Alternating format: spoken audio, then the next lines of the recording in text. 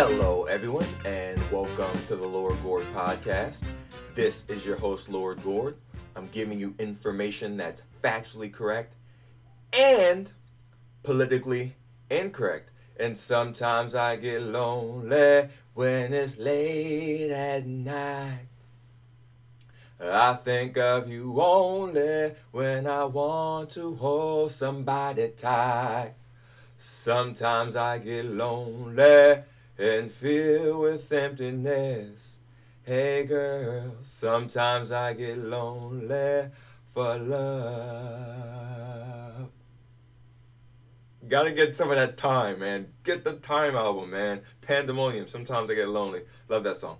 Okay, let's get into the brass tacks. This week, I'm talking about Hong Kong, a testament of free market capitalism, small government, individual responsibility. Let's just dive into the facts, shall we? The estimated per capita income in Hong Kong dollars went from 19,000 in 1948 to 340,000 today. The real annual per capita GDP grew at a clip of 5% from 1948 to 1997 and by 2.6% from 1997 to 2016. After World War II, Hong Kong's real GDP per capita was 30% of that in the UK and 18% of that in the USA. Today, Hong Kong matches the USA in per capita income and is 40% higher than it is in the UK. Life expectancy has risen from 63 years in 1950 to 79 years in 1997 and became the highest in the world at 84 years in 2015. The educational achievement of 15-year-olds in 2015 measured Hong Kong second in the world in math and reading and ninth in science. It ranks well above and beyond the UK, which Hong Kong formerly belonged to. While the highest earning 10% of the population earns 18 times as much as the bottom 10%, the poor and median income earners in Hong Kong are better off than their equivalents in the UK. And what this also doesn't say is, yes, the richest people make 18 times more than the poorest people. But those are just abstract categories, not flesh and blood people. I've talked about this before, where every study I've looked at least in the USA, shows that income mobility happens all the time. And most people, like for example, I believe if you're in the bottom 20% of income earners, like only 3% of them stay there after 8 years. And other studies I've looked at shows that most people move between brackets. So when you're talking about the 18% being richer than the poorest of the poor, you're just talking about the brackets, not the people moving in between the brackets over time. Okay, let's start to point that out. While government spending has skyrocketed in many Western nations, government spending has stayed less than 20% of GDP in Hong Kong. For example, in 2017, the OECD, a leftist big government organization by the way, estimates that countries like France, Austria, and Belgium spend over 50% of GDP on government. Germany, Holland, and Spain and the United Kingdom, spend around 45% of GDP on government. Hong Kong also has maintained a surplus over time, as in 1961 they had a surplus of about $500 million Hong Kong dollars. In 1971 it was at 2.4 billion Hong Kong dollars. By 1997 the reserves were at 330 billion Hong Kong dollars. They're at 860 billion today, compared to the United States, where we're many trillions in debt, and we have communist agitators like Bernie Sanders and Alexandria Ocasio-Cortez talking about we can afford universal health care. Oh man, they really are products of government school system where they can't do basic math or even understand basic economics. Most college graduates don't understand basic economics.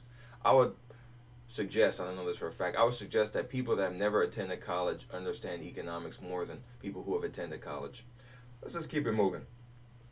The Heritage Foundation and the Wall Street Journal have placed Hong Kong at number one in economic freedom every year since they created their index economic freedom in 1995. I talked about in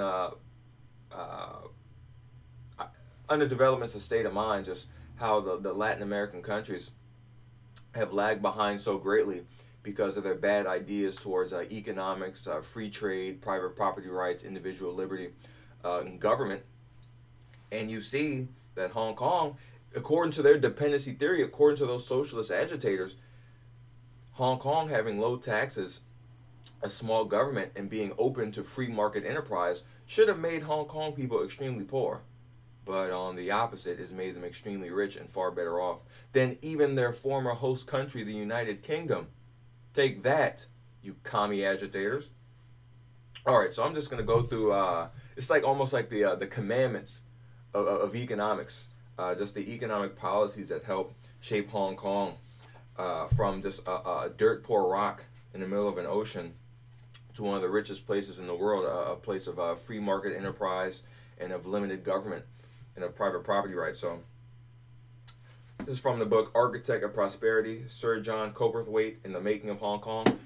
I recommend this book. It was a great book. I've been trying to find information about Hong Kong in a while, and reading this book really opened my eyes to it. Of course, I had snippets of this information online through various resources, but seeing it all come together in the history of the little rock, and just how some of its great leaders helped shape the economic policy and the ideology of this little rock. It's very insightful. I love the book. So let's go through the, I'm going to call this the 12 Commandments of Hong Kong, all right? Number 1, free markets creating a competitive market price provide the best signal to consumers on the cost of producing something and to producers as to the value of making it. In my podcast about prices and economic freedom, I talk about that. Number 2, government has a critical role in enabling free markets to function, including establishing the rule of law, the enforceability of contracts, and property rights. Number 3, equally, government should intervene if markets are not working, be that to create competition, set regulations, overcome tariffs and quotas, or at times where the market fails to function. 4, private enterprises risking their own capital are best placed to decide where investment should optimally be allocated. Absolutely. 5, therefore, government planning, subsidies, and industrial strategies are likely to misallocate resources, lead to an inferior allocation of capital, and result in retarding economic growth. That is a microcosm as to why socialism doesn't work. Right there. Go ahead and rewind that if you want to hear that, but that's it. 6, the capitalist process is dynamic with ever-changing sources of growth, requiring that firms adapt, that new firms and industries are born, and, just as importantly, that some firms and industries decline and die.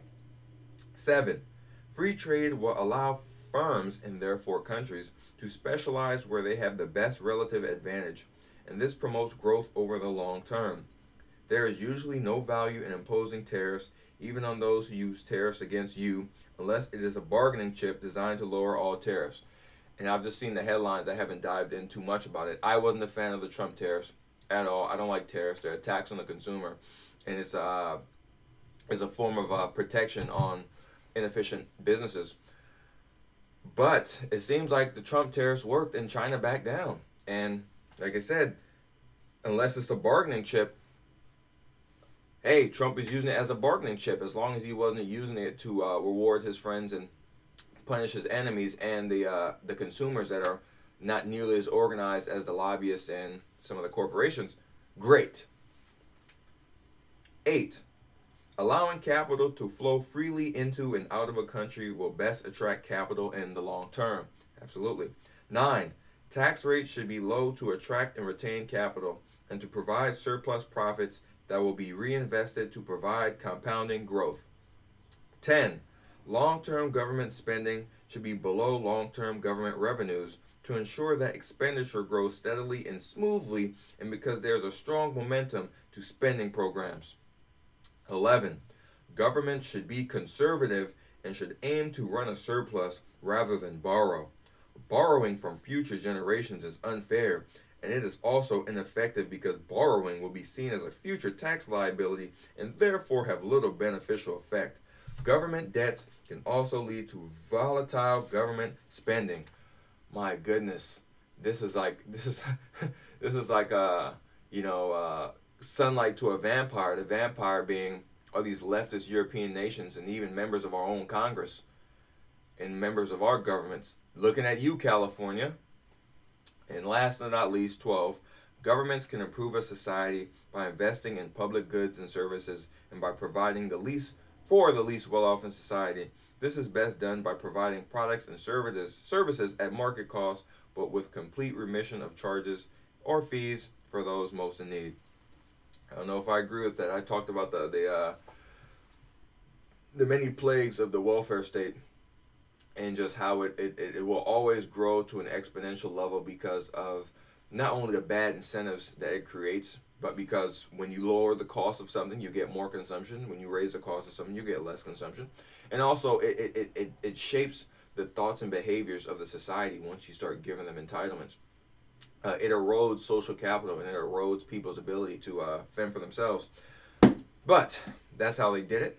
I'm going to go into some quotes from some of the leaders of Hong Kong and just excellent quotes. All right.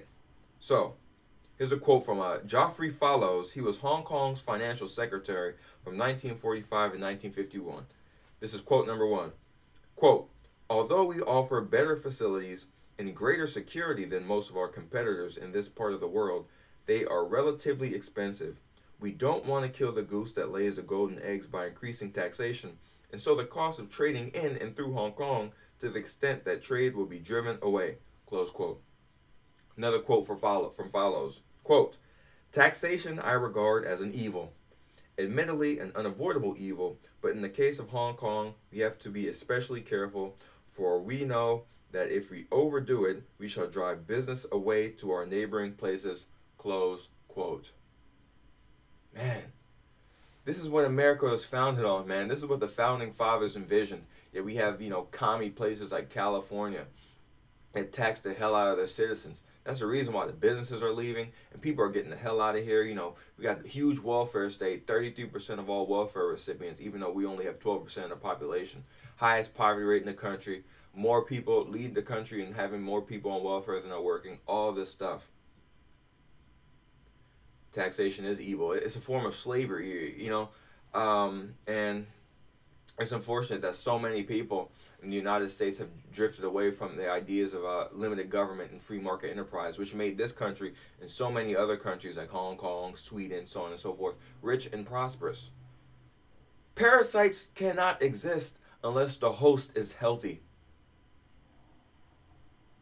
Once, all these socialist communists, they can only implement their policies if you've had the free market enterprise system create the wealth and the prosperity. Their stuff doesn't work, if there is no wealth. The parasite does not live if he goes into the host of a dead person. If you're a parasite, if you're a tapeworm and go into the stomach of a dead man, you won't live very long. But if you go into the stomach of a living man, you'll live a lot longer and get a lot fatter until that living man becomes sick and he dies. And you die with him. All right, let's get some quotes from Sir Alexander Grantham, Governor of Hong Kong from 1947 to 1957. Quote, it is no good talking about putting up a tariff barrier around Hong Kong to keep out goods from other countries which can be produced more cheaply than our factories can do, because the real threat is in our export markets. The cure lies largely with our industrialists themselves in improving their efficiency. Close quote. That man would go up in front of Congress or the Senate and say something like that. He would be run out of office. It's sad. I mean, I agree with everything the man said, but hey, man, once you're a government official, you get to stay in power by taking bribes and doing favors for people. So you get to put a tariff over here, give a subsidy over here, protect this market over here, all while making yourself rich and being at the expense of the taxpayer, because they're getting goods and services for more expensive than they could elsewhere. And it also affects other parts of the economy, because other producers and free marketeers can be making their goods and services at a cheaper price if not for your intervention and your protectionism and your state-run mob tactics. Okay? All right. Sir John Coperthwaite, Hong Kong's financial secretary from 1961 to 1971, has a treasure trove of great quotes. Quote number 1, Official opposition to overall economic planning and planning controls has been characterized in a recent editorial as Papa knows best. But it is precisely because Papa does not know best that I believe that government should not presume to tell any businessman or industrialist what he should or should not do, far less what he may or may not do, and no matter how it may be dressed up, that is what planning is, close quote. Absolutely. Planning is having a small concentrated elite making decisions that they don't pay the price of. They're imposing their will on millions of people who know far more about their individual business and line of work than you do, and then not paying a price for it. I was talking to someone about this the other day, and I point out to him, I said, okay, look at this piece of glass. How much does it cost to make? I don't know. How much does it cost to ship? I don't know. How much does it cost to pay the workers? I don't know. Okay, look at this video game. How much does it cost to make? I don't know. How much does it cost to ship? I don't know. How much does it cost to manufacture the cartridge? I don't know. I don't know any of those things. So imagine 10 or 12 government elites doing that for millions of industries. That's why socialism, communism, that's why this stuff doesn't work. All right. Another quote. Quote, I would suggest to my honorable friend that the foreign investor is at least discouraged by high national debt, for that, as all examples show, is the surest precursor of high taxation, close quote. Yes, like our $22 trillion in debt and like the billions of dollars that all these European nations are in debt. Debt's not good. Keynesianism, all this leftism crap, debt's good. Debt's not good. You look at debt and you're like, man, I'm going to get taxed in the future. The piper, someone's got to pay the piper someday. So, very prescient quote by Copperwaith. Another quote, quote, one of the things that most surprises me about my honorable friend's remarks is that he characterizes his proposal for state intervention in and control of industry as, quote, innovation in a spirit of adventure, close quote, and condemns free market enterprise as, quote, prosaic precedent, close quote. This is a strange paradox. I would put it precisely the other way around. What he advocates is based on the, quote, prosaic precedent of many of our rivals who have to resort to wooing industry with artificial aids that have remarkably little success at it. Recent events have shown that our enterprising spirits still prefer our economic freedom to the restrictive swaddling clothes offered elsewhere, close quote. Last quote, quote, what gives me concern in so much of the comment is the implication that the people of Hong Kong have to be given a reward like children for being good last year and bribed like children into being good next year. I myself repudiate this paternalistic, indeed colonialist attitude as a gross insult to our people. He wouldn't be popular among race hustlers and Democrats because they treat minorities, blacks, Hispanics like children. So that in a nutshell is the making of Hong Kong. Free markets, individual responsibility, letting investors invest, letting them reap the benefits of their good investments and letting them pay the price of their bad investments, and having competition. That is what creates growth. That's what creates prosperity. That's what lifts poor people out of poverty, not welfare scams or labor unions or minimum wages that price people out of jobs. It's a free market. It's millions of people making individual choices on a voluntary basis and making those choices based on how it would benefit them, based on incentives and constraints. That's the Lord Gord Podcast. Hope you enjoyed it. Subscribe on iTunes. Subscribe on YouTube. Get the Lord Gord Funk album. This Isn't TV.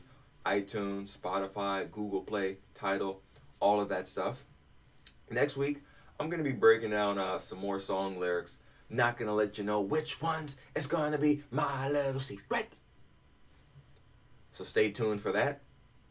Thank you so much for listening. I'm Lord Gord. I'll talk to you next time.